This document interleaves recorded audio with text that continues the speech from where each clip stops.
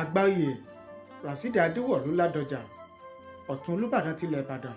Bàbá ní tá a bá ní parọ́ fúnra wa, tẹ́ ẹ bá sì fẹ́ gbọ́ òdodo, tẹ́ ẹ bá fẹ́ gbòòtọ́ ọ̀rọ̀, kì í ṣe gómìnà ní mo fi Olúbàdàn jẹ o nínú ìtàn ilẹ̀ Ìbàdàn. Aráàlú, àwọn ọmọ Ìbàdàn ò ní wọ́n máa ń fi Olúbàdàn jẹ. Àwọn olóyìn wá ní bó wá ní ti gómìnà ṣe jẹ́, ipa wo, ojúṣe wo ni gómìnà ní nípa jíjẹ Olúbàdàn tilẹ̀ Ìbàdàn. Bàbá Ọ̀tún Olúbàdàn tilẹ̀ Ìbàdàn, ìyẹn Àgbáòye Ràsídì Adéwọ̀lú Ládọjà, bàbá ní ìyẹn ò lè, kò rújú, kò sì díyàn. Ohun tí ojúṣe gómìnà ni pé a kí gbogbo ẹ̀yin lólùfẹ́ wa tẹ́ ń wò wá, tẹ̀dẹ̀ ń gbọ́ wa káàkiri àgbáyé lórí ìkànnì wa, ìkànnì yín Otasansan TV. Ojú tẹ́ fi ń wò wá kò ní fọ́, etí tẹ́ fi ń gbọ́ wa kò ní di láṣẹ Èdùmàrè. Ìbànújẹ́ ó kéré ó tóbi kò ní jẹ́ pín wa o. Àní ṣàṣedànù, àní ṣàṣerí, àní ṣàṣejẹ lágbára Elédùmarè. Ẹ káàbọ̀ sórí ètò Òye Ọ̀rọ̀, ètò tá a ti máa ń ṣe àtúpalẹ̀ àwọn ìṣẹ̀lẹ̀ tó ń ṣẹlẹ̀ nílẹ̀ Yorùbá, lórílẹ̀‐èdè Nàìjíríà, nílẹ̀ Áfíríkà àti káàkiri àgbáláyé, níbàámu pẹ̀lú bí àwọn ìwé ìròyìn bí wọ́n bá ṣe gbé, bí wọ́n bá ṣe kọ, bó bá ṣe jáde nínú àwọn ìwé ìròyìn wa. Tẹ́yin ọ̀jọ̀gbọ́n, ẹ̀yin onímọ̀, ẹ̀yin olóye tẹ́ ń gbọ́ wa, tẹ̀dẹ̀ ń wò wá, tẹ́ sì bá ní fi làákàyè ṣe àgbéyẹ̀wò rẹ̀ gẹ́gẹ́ bí bàbá ṣe mú wá fún yín, bàbá ṣe ṣe àtúpalẹ̀ rẹ̀, tẹ́ bá wa dá sí. Níbo la wá ń lọ lórí ètò fún tèmi? A mẹ́nubà ọ̀rọ̀ tó jáde látẹnu Àgbáòye Ràsídì Adéwọ̀lú Ládọjà Ọ̀tún Olúbàdàn tilẹ̀ Ìbàdàn. Ó jẹ́ olórí fún ìgbìmọ̀ àfọ̀bàjẹ́ nílùú Ìbàdàn lọ́wọ́lọ́wọ́ báyìí. Bàbá sọ̀rọ̀ ní ọjọ́ Sunday, ọjọ́ kẹrìndínlógún oṣù kẹfà ọdún tá a wà yìí, lẹ́yìn tí bàbá kírun yídì ọdún iléyá tán. Wọ́n bá àwọn oníròyìn sọ̀rọ̀, wọ́n sì sọ̀rọ̀ nípa ọ̀rọ̀ tó ń lọ lọ́wọ́ lórí yíyan ọba Olúbàdàn tilẹ̀ Ìbàdàn. Bàbá ní gómìnà ìpínlẹ̀ Ọ̀yọ́ ẹnjiníà Olúwaṣèyí Mákindé wípé kì í ṣe gómìnà ni yóò fi Olúbàdàn jẹ, pé látayébáyé nínú àṣà àti ìṣe jíjẹ Olúbàdàn tilẹ̀ Ìbàdàn. Bàbá ní ìlú Ìbàdàn ni máa fi Olúbàdàn jẹ, kì í ṣe gómìnà. Pé ti gómìnà ni pé kọ́kàn fún ọba ní ọ̀pá àṣẹ àti ìwé ẹ̀rí certificate àtàwọn nǹkan míì tí ọba nílò gẹ́gẹ́ bí Olúbàdàn tilẹ̀ Ìbàdàn. Báwo ni ìròyìn ṣe gbé, báwo ni ìròyìn ṣe kọ́, a mú wá fún yín lórí ètò nínú àtúpalẹ̀ ọ̀rọ̀ wa tá a bá ń tẹ̀síwájú. Bákan náà lórí awuyewuye tó ń lọ lọ́wọ́ ní inú ìjọ Redeemed Christian Church of God RCCG, àwọn ìgbìmọ̀ àti aláṣẹ nínú ìjọ Redeemed Christian Church of God bí wọ́n ṣe ní kí ẹni tí í ṣe pásítọ̀ àgbà nínú ìjọ Redeemed Christian Church of God Trinity Towers tó wà nílùú Èkó, bí wọ́n ṣe ní kọlọ̀rọ̀kúnlé, ìyẹn pásítọ̀ Ìdòwú Ìlúyọ̀mádé, pé kọlọ̀rọ̀kúnlé. Ọkùnrin kan tó náà jẹ́ ọmọ ní ìjọ Redeemed Christian Church of God Trinity Towers tó wà nílùú Èkó, ó bá àwọn oníròyìn sọ̀rọ̀. Ó ní ọ̀nà èrú, ọ̀nà àìtọ́, ó ní bí wọ́n ṣe ní kí pásítọ̀ Ìdòwú Ìlúyọ̀mádé kọlọ̀rọ̀kúnlé kó kúrò lórí ìjọ tó wà nílùú Èkó. Báwo ni, kí ni ìṣẹ̀lẹ̀ tó rọ̀ mọ́ bí pásítọ̀ Ìdòwú Ìlúyọ̀mádé bó ṣe kúrò nínú ìjọ Redeemed Christian Church of God ìyẹn Trinity tó wà nílùú Èkó àti bí wọ́n ṣe gbé pásítọ̀ míì dìde nínú ìjọ yẹn pé kó máa darí ìjọ yẹn àtàwọn ọ̀rọ̀ míì tó jẹ́ bí àṣírí ní Olúfẹ́mi ló tú jáde fáwọn oníròyìn nílùú Èkó ní ọjọ́ Sunday. Báwo wá ló ṣe ṣẹlẹ̀, báwo ló ṣe lọ, a mú àtúpalẹ̀ ọ̀rọ̀ wá fún yín lórí rẹ̀ lórí ètò yìí náà ni lágbára Ọlọ́run láṣẹ Èdùmàrè. Ṣùgbọ́n ká tó tẹ̀síwájú ẹ jẹ́ kí a mú ìkéde yìí wá fún yín. Tá bá wá padà dé a wá tẹ̀síwájú lórí ètò nínú àtúpalẹ̀ ọ̀rọ̀ wa. Ẹ má tì lọ o, a sì wà lórí ètò. Ẹ kú kalẹ̀, à ń padà bọ̀. Otasansan rédíò and TV. Ẹ káàbọ̀ padà. Tajudeen Olówó Òkèrè lórúkọ tèmi. Ìnàjú ẹkùn tí bọdẹlẹ́rù ní gbogbo gbà. Ẹ̀sọ́ Ìkòyí ni mí. Ìkòyí ẹ̀sọ́ nílé bàbá tó bí mi lọ́mọ nílùú Kábíyèsí Aláyélúwà Ọba Taofeek Iyèọlá Àkàndé Mọ̀rẹ́nigbadé Olúkòyí ti ìlú Ìkòyí Ọ̀ṣun. Kádépẹ́ lórí o, kásẹ̀ pẹ́ lẹ́nu, kẹ́ẹ̀pẹ́ lórí tẹ́ àwọn baba ńlá yín. Gẹ́gẹ́ bí àwa ṣe pàjùbà rẹ̀ níbẹ̀rẹ̀ ètò, a ní bàbá àgbáòye sẹ́nítọ̀ Ràṣídì Adéwọ̀lú Ládọjà tí wọ́n jẹ́ ọ̀tún Olúbàdàn tilẹ̀ Ìbàdàn. Bàbá ti sọ̀rọ̀, wọ́n bá àwọn oníròyìn sọ̀rọ̀ ní ọjọ́ Sunday ọjọ́ 16 oṣù kẹfà ọdún tá a wà yìí ní ọjọ́ ọdún Iléyá. Lẹ́yìn tí bàbá kírun yídì tán, ó ní àwọn oníròyìn ó ní wọ́n gbé microphone gbohùngbohùn ó ní wọ́n gbé sí bàbá lẹ́nu pé kí ni bàbá rí, kí ni bàbá lè sọ, kí ni ìwòye bàbá lórí ọ̀rọ̀ tí gómìnà Olúwaṣèyí Mákindé gómìnà ìpínlẹ̀ Ọ̀yọ́ tó sọ láìpẹ́ yìí wípé gbà tí ara bàbá bá tó le, tí ìlera bàbá bá ṣe dáadáa, òun náà ni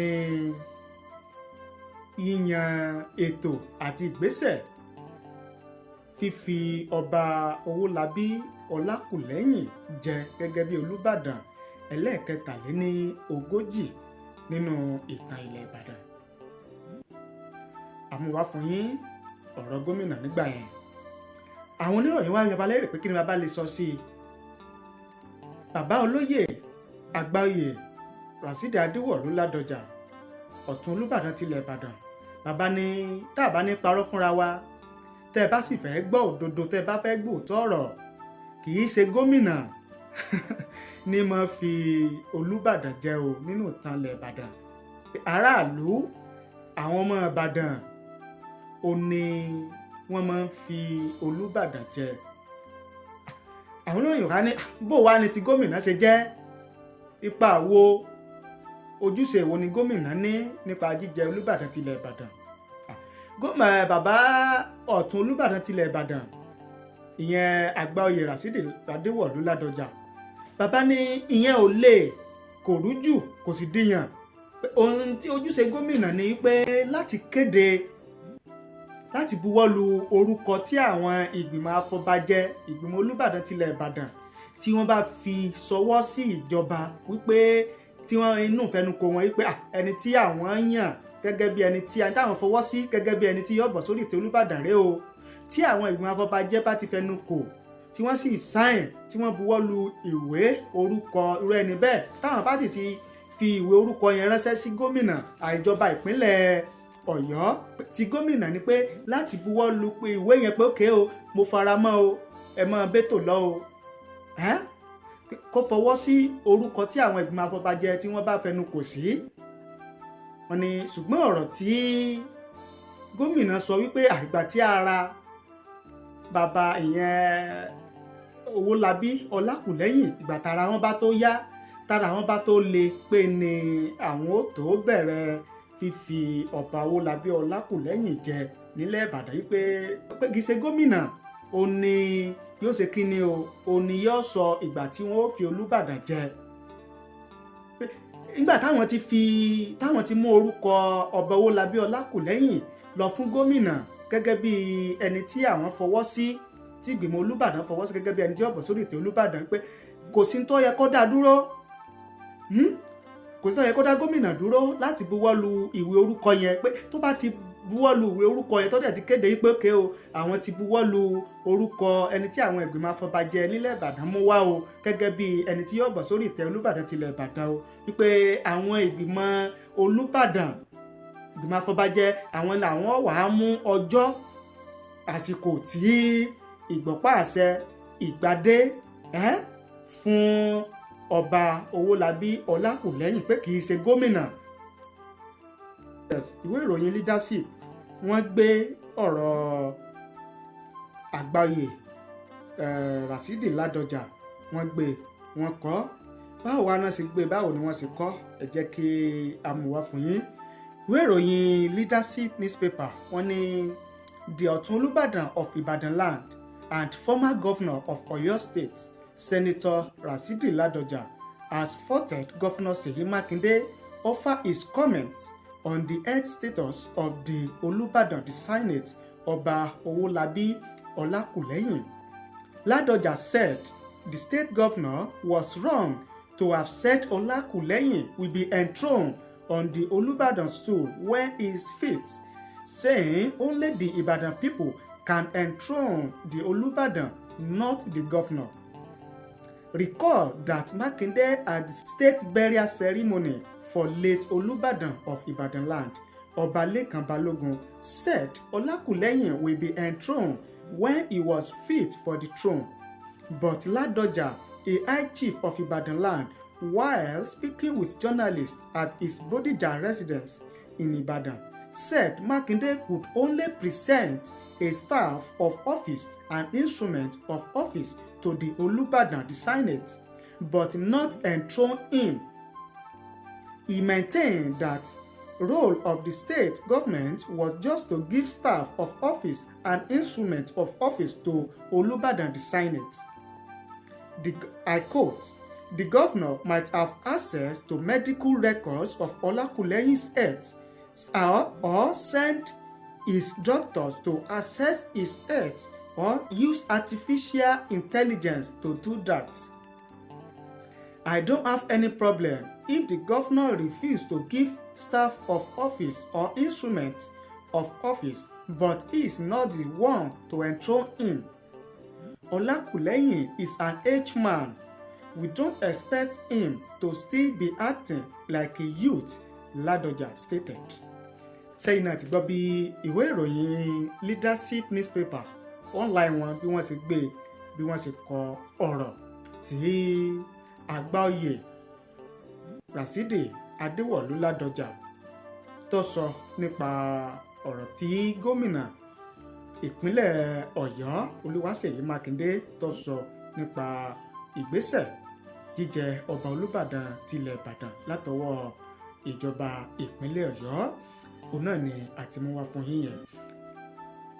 Ẹ rí i pé nínú ohun tí a kà fún yín yẹn, bàbá Àgbáoyè Ràsídì Adéwọ̀lú Ládọjà wọ́n tẹnumọ́ wípé àwọn ò ní sù, àwọn ò ní nǹkan kan ń ṣe pẹ̀lú pé bóyá gómìnà ó fún ọba Owólabí Ọlákùlẹ́yìn ní ọ̀pá àṣẹ àti sàtífíkẹ́ẹ̀tì o, bóyá kò fún ọba yóò fún, pé àwọn oníkan kan ń ṣe nípa yẹn.